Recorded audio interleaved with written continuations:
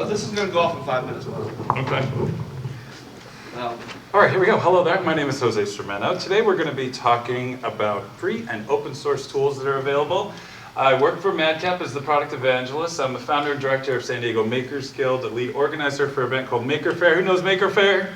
That's great. And I'm a big-time open source hardware and software advocate. Open source software is everywhere. It's very easy to get involved in software, and that is open source and open source projects, and I've got some links to some great stuff that you can check out later. There's lots of places to contribute, including places like GitHub. Everyone knows GitHub, yes? And SourceForge. SourceForge is on a malware list now, but it's still a great place for hundreds of thousands of open source projects. Yes, be aware of that.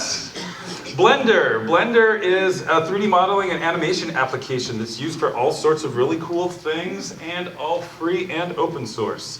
For those of you familiar with multimedia development, it's pretty amazing that you can do that out of the box for free. OpenStack, does anyone know OpenStack? There we go, a few of them. OpenStack is cloud computing, processing, networking, storage, everything that you would consider the cloud, all open source and free. GIMP, no one ever really likes paying for Photoshop. So GIMP is the great alternative that you can use.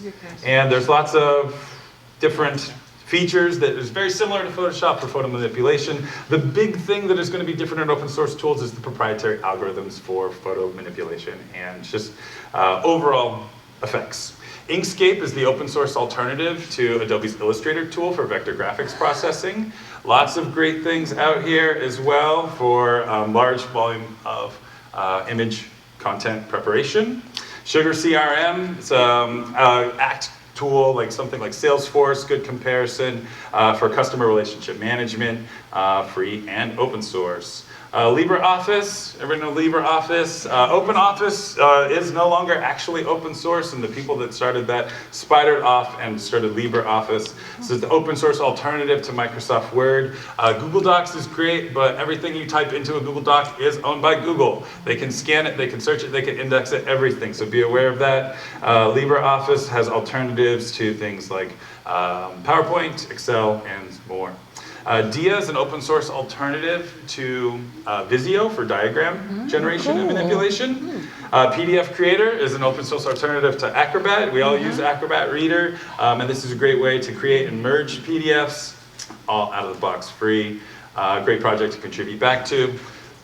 Web fonts, who uses web fonts here? Anybody? Yeah? In 5 years, almost everyone's hand is going to be up. So once we go to the web, web fonts are going to be key. It's a way of storing essentially a call in a web page to go out and retrieve a font so the user doesn't have to have it installed on their machine to load that font. The web's an amazing place. And web fonts are cool too. VLC Media Player, this has been around for a very long time. VLC is a huge, cool project and tool. Multimedia, like you would think in something like iTunes for content management, as well as playback control and remote control, so you can play it back on different TVs from separate devices. Audacity is great for audio recording. We actually use it for all of our development for our movies, for our product shots that we do with little animations and stuff, and we record everything in Audacity for audio manipulation, merging, and just kind of frequency generation if that's necessary. Notepad++, this has also been around for a very long time. A great application that allows you to have a text editor that's, color syntax highlighting, a lot of different specific features for a specific language, and there's an API to interact with it externally. Source control, everyone in this room use source control, yes? Oh my gosh, all of your hands should be up.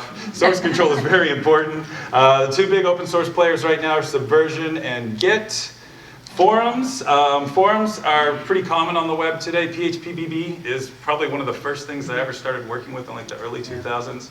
And one that I really like now is Discourse. It's popular on blogs like Boing Boing and more, but great and integrates with Google ID, Twitter ID, so you don't have to have your users actually go in and create a separate account just for your site.